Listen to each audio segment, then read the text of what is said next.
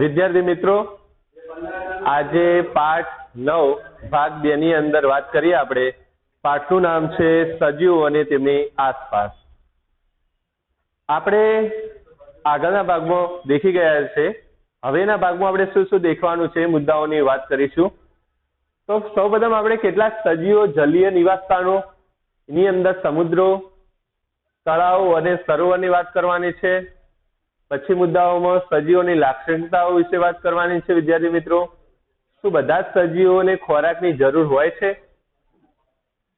શું બધા જ સજીવોનો વિકાસ દર્શાવે છે? સજીવો શું બધા વિકાસ દર્શાવે છે? શું દરેક સજીવ શ્વસન કરે છે? એની વાત કરીશું. શું દરેક સજીવને ઉત્તેજનાનો પ્રતિચાર આપે છે? એ મુદ્દાની પણ વાત કરીશું. સજીવ અને ઉત્સર્જન ની વાત કરીશું. શું દરેક સજીવ તેમના જોજ સજીવ ઉત્પન્ન કરે છે? શું બધા સજીવો હલનચલન કરે છે? અને તો જીવન શું છે? આ બધા જ મુદ્દાઓની આપણે આજે ચર્ચા કરીશું. સૌપ્રથમ આપણે મુદ્દાની વાત કરીશું તો દરેક વિદ્યાર્થી મિત્રો પોતાનું પાઠ્યપુસ્તક લઈ અને તૈયાર થઈ જશે ભણવા માટે. તો આપણે સૌપ્રથમ પહેલા મુદ્દાની વાત કરીએ. કેટલાક જલીય નિવાસસ્થાનો. પહેલું છે સમુદ્રો.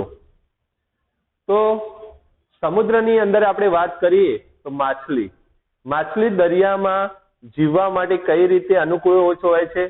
માછલી દરિયામાં હોય છે, સમુદ્રમાં હોય છે, પણ એનું જીવન માટે કઈ રીતે અનુકૂલિત હોય છે? પોતાનું જીવન જીવવા માટે કઈ રીતે અનુકૂળ હોય છે તે બાબત આપણે ચર્ચા કરીએ.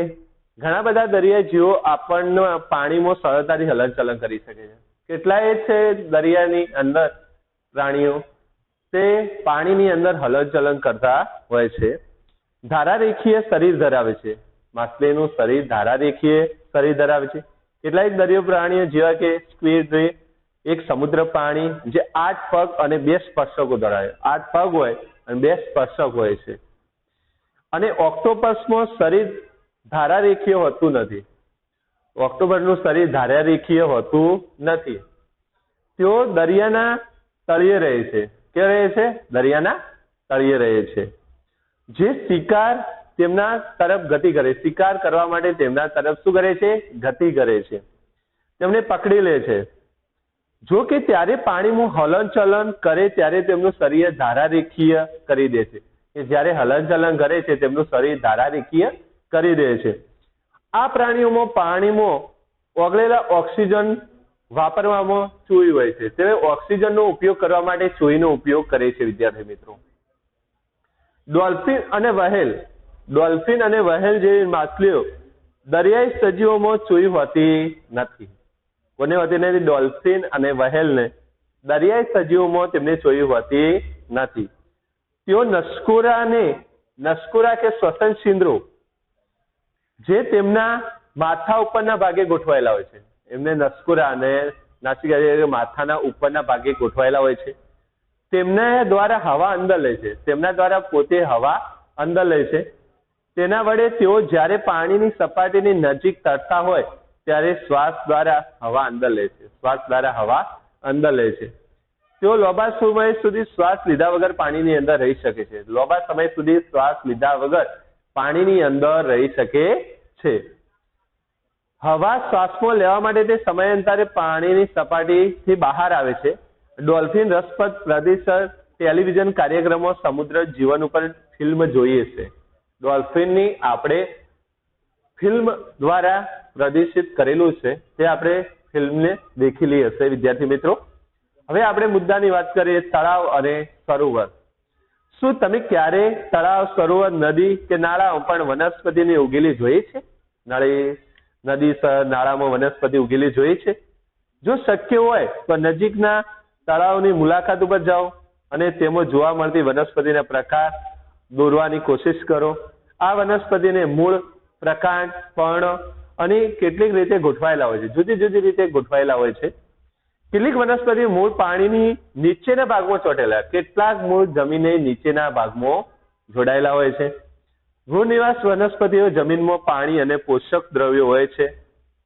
તમે દરિયાઈ વૃક્ષોની વાત કરીએ, વનસ્પતિની વાત કરીએ તો આપણે દેખેલા જ હશે વિદ્યાર્થી મિત્રો.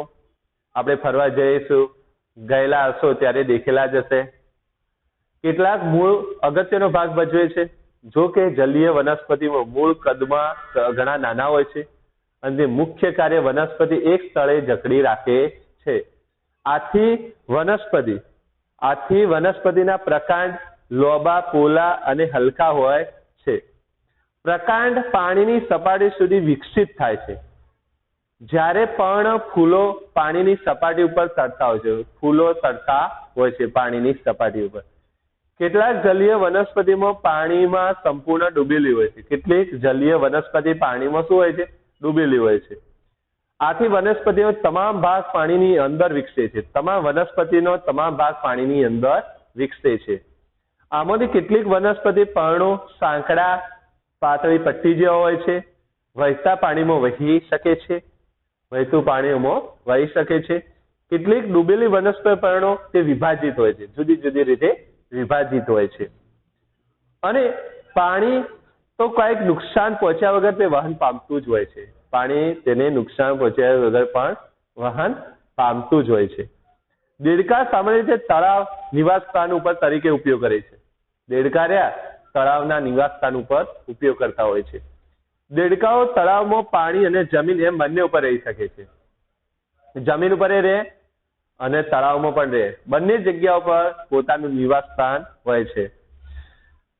પાછળના પગ મજબૂત હોય છે. દેડકાના પાછળના પગ મજબૂત હોય છે. કૂદકો મારવા માટે તેમને શિકાર પકડવા માટે મદદ કરે છે. ઝાડપાત ઓગળી વચ્ચે ચામડી આવેલી, તેમની વચ્ચેના અહીંયા ભાગે ચામડી આવેલી હોય છે. તરવામાં મદદરૂપ હોય છે. તેમને તરવામાં શું થાય છે? મદદરૂપ થાય છે. જુદા જુદા રહેઠાણમાં પ્રાણીઓ, વનસ્પતિઓ વિશાળ વિવિધતાની સરખામણીઓમાં આપણે ખૂબ થોડા જાણીતા પ્રાણી વનસ્પતિ ચર્ચા કરીશું. પ્રકરણ 7 ની અંદર હર્બેરિયમ બનાવતી પ્રવૃત્તિઓ આપણે વિવિધ પ્રકારની વનસ્પતિઓ નોંધ કરી હતી વિદ્યાર્થી મિત્રો. તો પૃથ્વી પર વિસ્તારોમાં વનસ્પતિ અને પર્ણોને હર્બેરિયમ વિવિધની કલ્પના તો કરી તો જુઓ. હર્બેરિયમની વિવિધતાઓ વિશે આપણે કલ્પના કરવી જોઈએ વિદ્યાર્થી મિત્રો. જે આપણે જુદી જુદી વનસ્પતિઓની વાત કરી આપણે વિદ્યાર્થી મિત્રો. હવે નવો મુદ્દાની વાત કરીએ. સજીવોની લાક્ષણિકતા. સજીવોની લાક્ષણિકતાની વાત કરીએ વિદ્યાર્થી મિત્રો.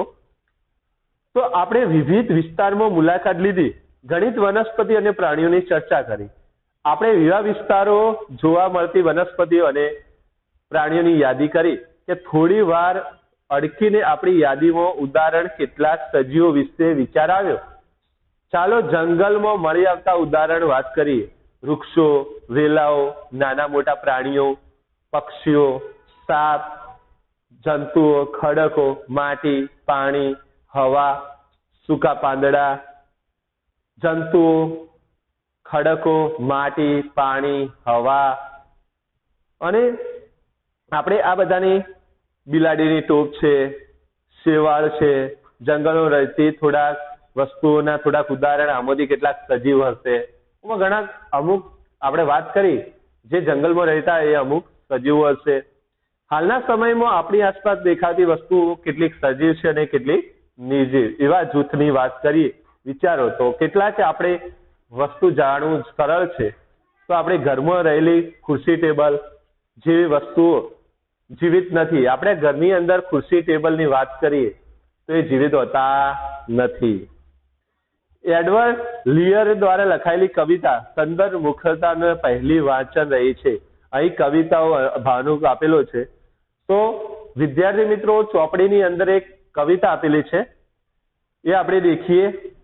ટેબલ ખુરશી કીધી કે એક વાત કે આની ન કઈ થોડી જાણ, ગરમીમાં તો તાપ કેરો બંધ તપાસ ને પગની ચીરાઓને શું કરું વાત, થતું થોડી આપણે બે મારી લટાર તો નાની મોટી કઈક વાત બે થાય, ખુલ્લી હવાએ મળે મોગી સોગાત અમે ટેબલ માડી વાત ખુરશી સંગાત, ખુરશીઓને અકળાઈને વાતોનો જવાબ આપણે જેનાથી કેમાય ચલાય, મૂરખ જેવું આમ ના કરાય અકળાય, જાણે ડગલું નહીં એકાદ મંડાય, નિશાસો નાખી પછી ટેબલ ઉપર ચિલ્લાય. એ કોશિશ કરવામાં તું તારું જાય, સરખા છે પાયા આપણા બેની પાસ, શું કામ બે બે પગ ચલાય. આ કવિતાની કવિએ વાત કરી છે અહીંયા. તો આપણે આ કવિતાઓ તમે પણ ઘરે બેસી અને કવિતાઓ વાંચન કરી શકો છો વિદ્યાર્થી મિત્રો. આગળ દેખીએ. પહેલી અને બુજોઈ કવિતા ખૂબ જ હાસ્યપદ લાગી. આ કવિતા અમને બહુ જ હાસ્યપદ લાગી, કારણ કે તેઓ ખુરશી ટેબલ જીવિત નથી. એ વાત કરી શકો ચાલુ કરી સામાન્ય રીતે આપણે સામનો કરવો હોય એ મુશ્કેલીનો સામનો પણ કરે છે. આપણે જાણીએ છીએ ખુરશી ટેબલ પથ્થર સિક્કાઓ સજીવ નથી. ખુરશી ટેબલ અને પથ્થર કે સિક્કાઓ સજીવ નથી. એ આપણે જાણીએ છીએ કે આપણે દુનિયાના તમામ લોકો સજીવ છે. દુનિયાના તમામ લોકો શું છે? સજીવ છે. આપણે આપણી આસપાસ એકદમ સજીવ હોય, કૂતરા, બિલાડી, વાંદર, ખિસકોલી, કીટકો, કેટલાક એવા પ્રાણીઓ છે તે સજીવ છે વિદ્યાર્થી મિત્રો. સજીવ આપણે કંઈક એવી રીતે જાણીએ છીએ, ઘણી વાર નક્કી અઘરું હોય છે. આપણે એવું કહેવામાં આવે છે કે વનસ્પતિ પણ સજીવ છે. એવું પણ કહેવામાં આવે છે કે વનસ્પતિ પણ સજીવ છે. કૂતરા, કબૂતર માફક પણ હલનચલન કરતી નથી. વનસ્પતિ સજીવ છે પણ હલનચલન કરી શકતી નથી વિદ્યાર્થી મિત્રો. જ્યારે બીજી કોઈ ગાડી હલનચલન કરે છે, આપણે રોડ ઉપર ઘણી બધી ગાડીઓ ચાલતી, એ પણ હલનચલન કરે છે, પણ એને સજીવ કહેવામાં આવતી નથી. તો સમય આપણે વનસ્પતિ અને પ્રાણીઓ કદમાં વધારો થાય છે. વનસ્પતિના કદમાં પણ વધારો થાય છે. ઘણીવાર આકાશમાં રહેલા વાદળોનું કદ પણ વધતું હોય છે. આકાશમાં રહેલા વાદળોનું પણ કદ વધતું હોય છે વિદ્યાર્થી મિત્રો. મતલબ એ તો વાદળ સજીવ છે, તો સજીવોમાં કોઈ આવું સામાન્ય લક્ષણ ધરાવે છે, પણ એ નિર્જીવ છે, અલગ બનાવે છે. એ નિર્જીવ છે, પોતાની જાતે નથી થઈ શકતા વિદ્યાર્થી મિત્રો. એ બીજાનો સહારો લેવો પડે છે. આપણે ટેબલ છે, ટેબલને એક જગ્યાથી બીજી જગ્યાએ જવું છે, તો એને એક સહારો જોઈએ. માણસ એક જગ્યાથી બીજી જગ્યાએ મૂકી શકે છે. ગાડી છે, તો ગાડી ઘર આગળ પડી છે, તો એના આગળ જાતે ચાલી શકતી નથી. એ નિર્જીવ છે. મનુષ્ય દ્વારા ચલાવવામાં આવે તો જ ચાલી શકે છે.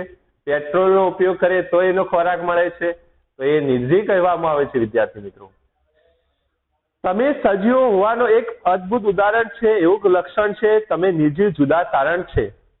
તમારી નોંધપોથીમાં આવા કેટલાક લક્ષણો યાદી બનાવો. તમારી યાદીમાં વનસ્પતિ અને પ્રાણીઓ જોવા મળશે.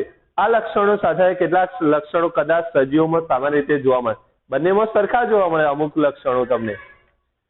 તો હવે આગળના મુદ્દાની વાત કરો. શું બધા સજીવોને ખોરાકની જરૂર હોય છે? બધા સજીવોને ખોરાકની જરૂરિયાત હોય છે. તો આપણે પ્રકરણ 1 અને 2 ની અંદર શીખ્યા હતા કે બધા સજીવો ખોરાકની જરૂરિયાત હોય છે. તો કેમ આપણે પ્રાણીઓ માટે કેટલું જરૂરી હોય છે એ આપણે શીખ્યા કે વનસ્પતિ પોતાનો ખોરાક પ્રકાશ સંશ્લેષણની ક્રિયા દ્વારા જાતે બનાવે છે. વનસ્પતિ છે પોતાનો ખોરાક પ્રકાશ સંશ્લેષણ દ્વારા પોતાનો ખોરાક જાતે બનાવે છે. હવે પ્રાણીઓ પોતાનો ખોરાક વનસ્પતિ અને પ્રાણીઓ ઉપર નિર્ભર હોય છે. કે તમે દેખ્યું કે પ્રાણીઓ પોતાનો ખોરાક શેના ઉપર નિર્ભર હોય છે? વનસ્પતિ અને પ્રાણીઓ ઉપર નિર્ભર હોય છે. તો ખોરાક દ્વારા સજીવો વિકાસ માટે ઉર્જા મળે છે. પોતાને વિકાસ માટે પોતાની ઉર્જા મળતી હોય છે. સજીવો ઉર્જાની જરૂરિયાત તેમની અંદર ચાલતી જૈવ ક્રિયાઓ દ્વારા માટે પણ પડે છે, કે પોતાની અંદર જૈવિક ક્રિયાઓ ચાલતી હોય એની પણ જરૂરિયાત પડતી હોય છે. આગળનો મુદ્દો છે, શું બધા સજીવોનો વિકાસ દર્શાવે છે? પોતાનો બધા સજીવોનો વિકાસ થાય છે? શું આપણે 4 વર્ષ પહેલા તમારે કપડા હતા એ હજુ ફિટિંગમાં આવે છે? આપણે એક ઉદાહરણ લઈએ, તમે ધોરણ 2 માં ભણતા હતા, હાલ ધોરણ 7 ની અંદર ભણો છો, તો એ રહ્યા કપડા તમને થાય છે? નથી થતા. તો આપણા હાઇટની અંદર વજનમાં વિકાસ, આપણા શરીરનો વિકાસ થયો એમ કહેવાય વિદ્યાર્થી મિત્રો. તો આપણે સજીવમાં દરેકના સજીવ એટલે કે દરેકના બાળકની અંદર ફેરફાર થતા, સજીવની અંદર ફેરફાર થતા હોય છે, વિકાસ થતો હોય છે. તો હવે તમે થયું ખરા ને કે આપણે હજુ સુધી ફિટિંગમાં આવે છે? ના, નથી આવતા. તો આટલા વર્ષોમાં ઊંચી વધી ગયા ને તમે, તો તમને ઊંચા પડે છે, પેન્ટ શર્ટ ઊંચા પડે છે. ભલે અનુભવતા ન હોય પણ તમારા વિકાસ સમયે તે થતો જ હોય છે. થોડા વર્ષોમાં પુખ્ત બની જશે, થોડા વર્ષોમાં તમે મોટા બની જશો. પ્રાણીઓ પણ બચ્ચા પણ પુખ્ત બને છે. કૂતરાના ગલુડિયા પુખ્ત થતા જોયા છે, નાના નાના ગલુડિયા જોયા હશે તમે, મોટા થતા તમે દેખ્યા જ હશે. નાનું બાળક હોય પછી ધીમે ધીમે મોટું બને છે, તમે દેખેલું જ હશે. તો આવી રીતે ઈંડામાંથી નીકળતું પિલ્લું એટલે કે મરઘીનું બચ્ચું વિકાસ પામી મરઘી અથવા કુકડો બને છે. વનસ્પતિ પણ વિકાસ થાય છે. તમારી ચારે આજુબાજુ કોઈ ચોક્કસ પ્રકારની વનસ્પતિનું અવલોકન કરો. કેટલીક ખૂબ જ નાની બાળ છોડ જેવી, જ્યારે કેટલીક વિકસિત હોય છે, કેટલીક નાના છોડ હોય, કેટલાક વિકસિત હશે. તો ધીમે ધીમે મોટો થતો જશે, એનો વિકાસ થતો જશે. તો વનસ્પતિ થોડા દિવસો અઠવાડિયા બાદ તમે નોંધશો કે તેમાંથી કેટલાક કદમો વધી ગઈ અને કેટલાક વિકાસ એક સામાન્ય બાબત છે. શું તમે વિચારી શકો સજીવો વિકાસનો વનસ્પતિનો વિકાસ થતો નથી, નિર્જીવનો વિકાસ થતો નથી. આ ટેબલ છે તો ટેબલ પડી પડી મોટું થાય છે તો નથી થતું, તો એ નિર્જીવ કહેવાય. આપણે વૃક્ષ છે તો વૃક્ષ મોટું થતું જાય છે તો એ સજીવ કહેવાય. વિદ્યાર્થી મિત્રો, ઓને વિકાસ થયો કહેવાય. હવે આપણે વાત કરીશું, શું દરેક સજીવ શ્વસન કરે છે? હવે આપણે છે દરેક સજીવ શ્વસન કરે છે. શું આપણે શ્વાસ લીધા વિના જીવી શકીએ છીએ? જ્યારે આપણે શ્વાસ લઈએ છીએ ત્યારે બહારની હવા શરીરની અંદર દાખલ થાય છે. જ્યારે આપણે શ્વાસ બહાર કાઢીએ છીએ ત્યારે આપણા શરીરની અંદરની હવા બહાર નીકળે છે. શ્વાસોશ્વાસને એ શ્વસન ક્રિયાનો એક ભાગ છે. શ્વસનમાં આપણે શ્વાસમાં લીધેલી હવામાં થોડાક ઓક્સિજનનો ઉપયોગ આપણું શરીર પણ કરે છે. તો ઓક્સિજનનો ઉપયોગ આપણું શરીર કરે છે. આ પ્રક્રિયા દરમિયાન થયેલો કાર્બન ડાયોક્સાઇડ આપણે બહાર કાઢીએ, ઓક્સિજન લઈએ છીએ, કાર્બન ડાયોક્સાઇડ બહાર કાઢીએ છીએ. વિદ્યાર્થી મિત્રો, દાખલા તરીકે ગાય, ભેંસ, કૂતરા, બિલાડી શ્વસન ક્રિયામાં મનુષ્યમાં થતી પ્રક્રિયા જેવી જ હોય છે. પ્રાણીઓમાં પણ આપણા જેવી જ થતી હોય છે વિદ્યાર્થી મિત્રો ક્રિયા. આ પ્રાણીઓ આરામ કરતા હોય ત્યારે તેમાંથી કોઈ એકનું અવલોકન કરો, પેટમાં હલનચલન નોંધો તો ધીમું હલનચલન, તો શ્વાસ લઈ શકતે સજીવ માટે શ્વસન જરૂરી છે. જે શ્વાસ લે છે એનું હલનચલન પણ જરૂરી છે. શરીરમાં લીધેલો ખોરાકને અંતે શ્વસન ને લીધે ઉર્જા મળે છે. પોતે ખોરાક લીધેલો હોય, શ્વસનને લીધે તેને ઉર્જા મળે છે. વાતા વિનિમય વાયુની આપલે ની પ્રક્રિયા કે શ્વસનનો એક ભાગ છે. તેની પદ્ધતિ કેટલાક પ્રાણીઓની જુદી જુદી હોય છે. ઉદાહરણ તરીકે અળસિયા તેમની ચામડી દ્વારા શ્વસન કરે છે. અળસિયા રહ્યા એ શ્વસન પોતાની ચામડી દ્વારા કરે છે. ખાસ ધ્યાન રાખજો બાળકો કે અળસિયા પોતાની ચામડી દ્વારા શ્વસન કરે છે. માછલી પોતાની ચૂઈ દ્વારા કરે છે. અને પાણીમાં ઓગળેલો ઓક્સિજનનો ઉપયોગ કરે છે. માછલી પોતે જે ઓક્સિજન પાણીમાં ઓગળેલો છે એનો ઉપયોગ કરે છે. પાણીમાં ઓગળેલી હવા ઓક્સિજન શું કરે છે? શોષણ ચૂઈ દ્વારા કરે છે. શોષણ ચૂઈ દ્વારા કરે છે. શું વનસ્પતિ પણ શ્વસન કરે છે? તો વનસ્પતિ પણ પર્ણો દ્વારા વાતા વિનિમય થાય છે. પર્ણમાં રહેલા સૂક્ષ્મ છિદ્રો, પર્ણમાં નાના નાના જે કાણો છે એને છિદ્ર કહેવામાં આવે છે. એ હવા અંદર લે છે અને ઓક્સિજનનો ઉપયોગ કરે છે. પોતે ઓક્સિજનનો ઉપયોગ કરે છે અને હવામાં કાર્બન ડાયોક્સાઇડ બહાર કાઢે છે. આપણે શીખ્યા કે સૂર્યપ્રકાશની હાજરીમાં વનસ્પતિ હવામાં કાર્બન ડાયોક્સાઇડનો ઉપયોગ કરે છે, ખોરાક બનાવે છે, ઓક્સિજન બહાર કાઢે છે અને વનસ્પતિ તેમના ખોરાક ફક્ત દિવસ સમયે જ બનાવે છે. વનસ્પતિ પોતાનો ખોરાક ફક્ત દિવસ સમયે જ કરે છે. તેમનો દિવસ રાત શ્વસન થાય છે અને વનસ્પતિ દ્વારા ખોરાક બનાવવાની પ્રક્રિયા દરમિયાન મુક્ત થતી ઓક્સિજનની પ્રક્રિયા શ્વસન ક્રિયામાં ઓક્સિજન કરતા પણ વધુ હોય છે. વિદ્યાર્થી મિત્રો, તો આપણે વાત કરી દરેક સજીવ શ્વસન કરે છે એ આપણે આ મુદ્દા ઉપર વાત કરી. વિદ્યાર્થી મિત્રો, નવો મુદ્દો આપણે જોઈએ તો શું દરેક સજીવ ઉત્તેજનાનો પ્રતિચાર આપે? ઉત્તેજના, દાખલા તરીકે તમને કોઈ બક્કલ કે અથવા ટાંકણી ભગાડી તો તમને પ્રતિચાર થયો? હા, આપણે ખબર પડે, સજીવને ખબર પડે. તમે ઝાડને જઈને મારો તો એને થયો? નહીં થાય. નિર્જીવ છે, ટેબલને જઈને મારો થશે?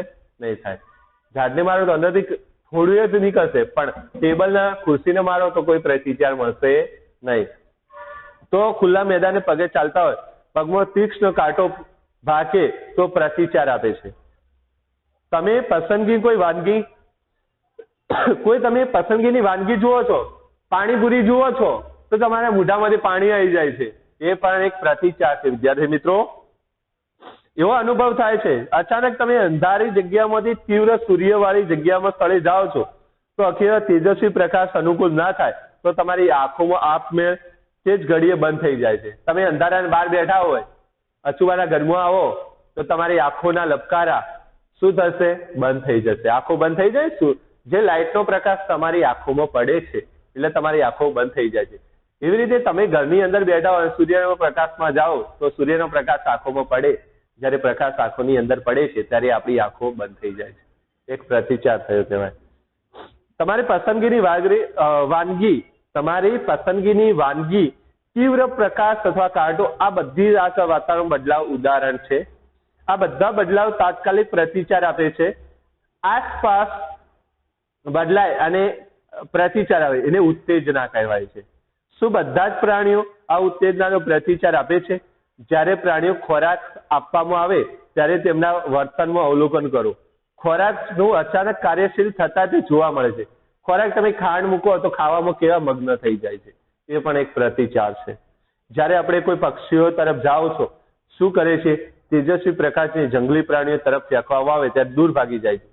તમે ચકલા ખાતા હોય કે કબૂતર જેવા પ્રાણીઓ તમે નજીક જાઓ તરત ઉડી જશે, એ પણ એક પ્રતિચાર છે, દૂર ભાગી જાય છે.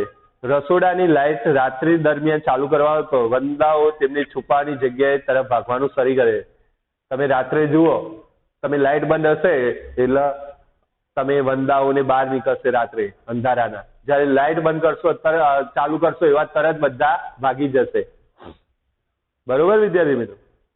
શું આ બધા પ્રતિચાર છે? પ્રતિચાર કેટલાક ઉદાહરણ આપી શકો છો? શું વનસ્પતિની ઉત્તેજનાનો પ્રતિચાર આપે છે? કેટલીક વનસ્પતિ પુષ્પ માત્ર રાત્રે જ ખીલે છે. કેટલીક વનસ્પતિ સૂર્યોદય થતા પુષ્પ બંધ થઈ જાય છે. લજામણી જેવા કેટલાક વનસ્પતિ પણ કંઈક અડકે તરત બંધ થઈ જાય છે. અમુક કેટલીક વનસ્પતિઓને લજામણી જેવી વનસ્પતિને તમે અડો અને બીડાઈ જાય છે, બરાબર, બંધ થઈ જાય છે. આવા વાતાવરણ બદલાવ માટે કેટલીક વનસ્પતિ પ્રતિચાર જેવા ઉદાહરણ, આપણે અડ્યા તરત બીડાઈ જાય, એ પણ એક પ્રતિચાર છે વિદ્યાર્થીઓ. તો એ પ્રવૃત્તિ 4 ની વાત કરીએ. દિવસ દરમિયાન બારીમાંથી થોડો સૂર્યપ્રકાશ દાખલ કરો. રૂમમાં બારીમાં થોડેક દૂર કુંડામાં છોડ મૂકો. તે છોડને થોડા દિવસ દરમિયાન પાણી આપો. શું ખુલ્લામાં ઉગાડેલો છોડ માફક છોડ ટટ્ટા રહે છે? તો સૂર્યમાંથી આવતો પ્રકાશ જ્યારે છોડના ઉપર પડે છે ત્યારે સૂર્ય પ્રતિચાર ટટ્ટાર ઉગતો ન હોય તો દિશાને વળતું આપે છે, દિશા તરફ વળે છે. ત્યારે શું તમને લાગે છે આ બાબત ઉત્તેજનાનો પ્રતિચાર લીધે હશે? સૂર્યપ્રકાશના લીધે છોડ ઉગે છે. જ્યારે તમે કુંડું ઘરમાં લાવીને અંધારે મૂકી દો તો છોડ કરમાઈ જશે, એ છોડનો વિકાસ થાય નહીં, કેમ કે સૂર્યપ્રકાશ વનસ્પતિ માટે એક ખોરાક રૂપ છે. દરેક સજીવ તેની આસપાસ ફેરફાર થતા પ્રતિચાર આપે છે. હવે આપણે સજીવો અને ઉત્તેજનની વાત કરીએ. બધા સજીવો ખોરાક લે છે.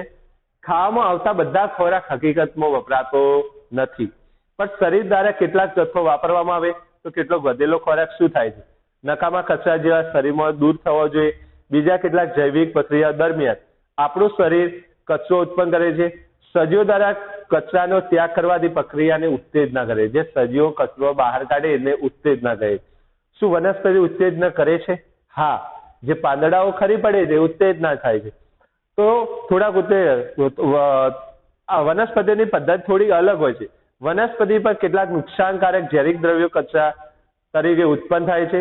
કેટલીક વનસ્પતિઓને નકામા કચરાનો સંગ્રહ વનસ્પતિના ભાગ તરીકે અને વનસ્પતિ નુકસાન ન થાય તે રીતે શક્ય બને છે. કેટલીક વનસ્પતિઓ સ્ત્રાવ સ્વરૂપે નકામા કચરા દૂર થાય છે. તો તમામ સજીવો સામાન્ય રીતે જોવા મળતું એક લક્ષણ છે. આ બધા લક્ષણોની વાત કરી વિદ્યાર્થી મિત્રો. આપણે સજીવોની ઉત્તેજના વિશે વાત કરી. હવે નવો મુદ્દો દેખીએ. શું દરેક સજીવ તેમના જેવો સજીવ ઉત્પન્ન કરે, પોતાના જેવો સજીવ બીજો ઉત્પન્ન કરી શકે? એની વાત કરીએ. શું તમે ક્યારે કબૂતર જેવા પક્ષીઓને માળામાં જોયા છે? હા, તમે જોયા છે. તો આ બધા જ પક્ષીઓ માળામાં ઈંડા મૂકે છે. શું મૂકે છે? ઈંડા મૂકે છે.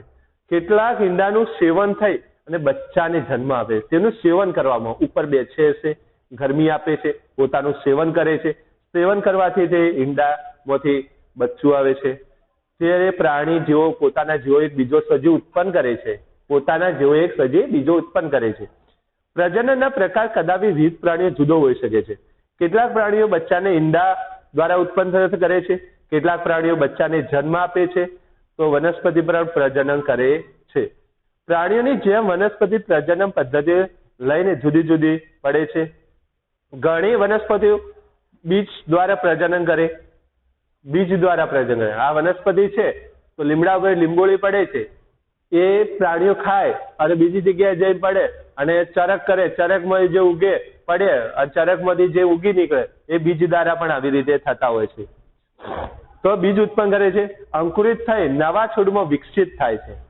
કેટલીક વનસ્પતિ બીજ સિવાય ભાગમાં પણ ફરી ઉત્પન્ન થઈ શકે તેમ પાંખુર સાથેનું બટાકું નવા છોડનું ઉત્પન્ન કરે છે. બટાકુનું પણ છોડ એક ઉત્પન્ન કરે છે. આ પ્રવૃત્તિ કલમ દ્વારા પણ ઉત્પન્ન થાય છે. શું તમે જાતે આવા છોડ ઉગાડવાનું પસંદ કરશો? દરેક વિદ્યાર્થી મિત્રો પોતાને છોડ જાતે પસંદ કરી શકો છો અને તમે ઉગાડી શકો છો આવા છોડ. હવે આપણે પ્રવૃત્તિ 5 ની વાત કરીએ. ગુલાબ કે મહેંદીના છોડની કોઈ કલમ એટલે કે તાંસી કાપી લાવવાની, માટીની અંદર દબાવી નિયમિત પાણી આપવા શું થાય છે? ગુલાબ એટલે કે કલમનો છોડ ઉગાડવા કદાચ સરળ નથી. જો તમારી કલમ ઉગે નહીં તો નિરાશ થશો નહીં. શક્ય હોય એટલા કલમને છોડ તમારે વિકાસ કરવા લેવામાં આવતી સંભાળ વિશે વાત કરો ને સંભાળ આપો. પૂરેપૂરી કલમને કાપી અને સંભાળ આપશો તો સજીવ ઉત્પન્ન, તેમનો અન્ય સજીવ ઉત્પન્ન થશે અને વિવિધ સજીવોનું પ્રજનન પણ જુદી જુદી રીતે થાય છે. શું બધા સજીવોને હલનચલન કરે છે? બધા સજીવો હલનચલન કરે છે. તો સજીવો હલનચલન વિવિધ રીતે આપણા પ્રકરણમાં એક સ્થળેથી બીજા સ્થળે જાય છે. સજીવો એક સ્થળેથી બીજા સ્થળે જાય છે. બીજા શારીરિક હલનચલન પણ દર્શાવે છે. વનસ્પતિ માટે શું કહીશો? શું તેઓ હલનચલન કરે છે? વનસ્પતિ હલનચલન કરે છે. સામાન્ય વનસ્પતિ મૂળ અને જમીન સાથે જકડાયેલી હોય છે, માટે તે એક સ્થળેથી બીજા સ્થળ સુધી સ્થળાંતર કરતી નથી. જો કે તેમના દ્વારા શ્વસન, ખોરાક અને પાણી, ખનિજો વગેરે વનસ્પતિ એક ભાગમાંથી બીજા ભાગ સુધી પહોંચે. પાણી તમે આપો છો તો નીચેથી મૂળમાંથી ઉપર પર્ણ સુધી પહોંચાડે છે, એક ભાગમાંથી બીજા ભાગમાં સ્થળાંતર કરે છે. તો વનસ્પતિ સંશ્લેષણ, ખોરાક અને પાણી, ખનિજો અને વનસ્પતિ એક ભાગમાંથી બીજા ભાગ સુધી જાય છે. શું તમે બીજા કોઈ પ્રકારનું હલનચલન વનસ્પતિને નોંધ્યું કે પુષ્પ ખીલ્યું કે બંધ થયું? કોઈ પુષ્પ ખીલે છે તો આ બંધ થઈ જાય તો પણ એક આ પ્રવૃત્તિ છે. કોઈ કેવી રીતે અમુક વનસ્પતિ ઉત્તેજનાનો પ્રતિચાર આપે છે, ઉત્તેજનાનો પ્રતિચાર આપે છે અમુક વનસ્પતિ. જો કે આપણે હલનચલન કરતી હોય એવી નિજી વસ્તુઓ હોય છે, બસ, ગાડી, કાગળના નાના ટુકડા, વાદળ, હલનચલન, સજીવોનું હલનચલન કંઈક ફેરફાર છે. સજીવોમાં પુષ્કળ વિવિધતા હોય છે, પરંતુ આપણે ચર્ચા કરી એ મુજબ દરેક કેટલાક સમાન લક્ષણો ધરાવે છે. સજીવો મૃત્યુ પણ પામે છે અને હોવાથી પોતાના જેવો જ સજીવ ઉત્પન્ન કરે છે. પોતે મૃત્યુ પણ પામે છે પણ પોતાને જેવો બીજો સજીવ ઉત્પન્ન કરે છે. આમ બીજો ઉત્પન્ન થાય પોતાના જેવો જાતિના હજારો વર્ષ સુધી ટકાવી રાખવા, પોતાના જેવો સજીવ હજારો વર્ષ સુધી ટકાવી રાખવા માટે એક સજીવ ક્યારે અન્ય કોઈ સજીવ ઉત્પન્ન કર્યા વગર મૃત્યુ પણ પામી શકે છે. એક બીજો સજીવ ઉત્પન્ન કર્યા વગર પણ મૃત્યુ પણ પામી શકે છે. પરંતુ પ્રજનન તો આ પ્રકારના સજીવોનું અસ્તિત્વ ટકી શકે છે. તો આપણે જોયું કે સજીવો કેટલાક સામાન્ય લક્ષણો હોય છે. તો બધા જ ખોરાકની જરૂરિયાત હોય છે. શ્વસન, ઉત્સર્જન, પ્રતિચાર, પ્રજનન, હલનચલન, મૃત્યુ પણ દર્શાવે છે. શું આપણે ખોરાક કેટલાક સજીવો વસ્તુઓ પણ ઓળખી શકીએ છીએ? આવા લક્ષણો જેવા કે ગાડીઓ, સાયકલ, ઘડિયાળ, નદીનું પાણી સ્થળાંતર કરે છે. ચંદ્ર પણ આકાશનું હલનચલન કરે છે. આપણી નજરની સામે વાદળ પણ આગળ પાછળ થાય છે, એટલે કે આકાશમાં કદમાં નાનું મોટું થતું હોય છે. સજીવો કહેવાય ના. તો આપણે પોતાની જાતને પૂછીએ કે બધા સજીવો બીજી બધી ખાસિયતો ધરાવે છે? હા, બધી ઘણી ખાસિયતો જોવા મળે છે વિદ્યાર્થી. સામાન્ય રીતે સજીવ હોય પણ આપણે ચર્ચા કરેલા તમામ સજીવો ધરાવે છે કે જ્યારે નિર્જીવ વસ્તુઓ તે સમયે ઘણા બધા લક્ષણો ધરાવતી નથી. શું આ બાબત હંમેશા સાચી છે? શું સજીવ હંમેશા ચર્ચા કરતા તમામ લક્ષણો દર્શાવે છે? શું નિર્જીવ વસ્તુઓ હંમેશા બધા જ લક્ષણો એક સાથે દર્શાવવા કે બદલાયા પણ થોડાક દર્શાવે છે? આ બાબતે પણ વધુ સારી રીતે સમજવા ચાલો એક ચોક્કસ ઉદાહરણ જોઈએ. કાંઈક બીજા દાખલા તરીકે મગ લો. શું એ નિર્જીવ છે? તે મહિના સુધી દુકાનમાં પડ્યા રહે તો વિકાસ જીવિત હોતા નથી. આ લક્ષણ દર્શાવતા નહીં. એ નિર્જીવ છે. મગ મહિના સુધી 2 મહિના 3 મહિના સુધી પડ્યા રહે પણ એનો વિકાસ થતો નથી. જો કે આપણે બીજને લઈને માટીમાં વાવી અને પાણી આપો તો એ છોડનો વિકાસ થશે. મગને તમે માટીમાં નોખી અને પાણી નિયમિત આપો તો તેને વિકાસ થાય છે છોડનો. તો શું બીજી દુકાનમાં હતું કે ખોરાકની જરૂર પડી ત્યારે ઉત્સર્જન વિકાસ નવા સજીવનું ઉત્પાદન કર્યું.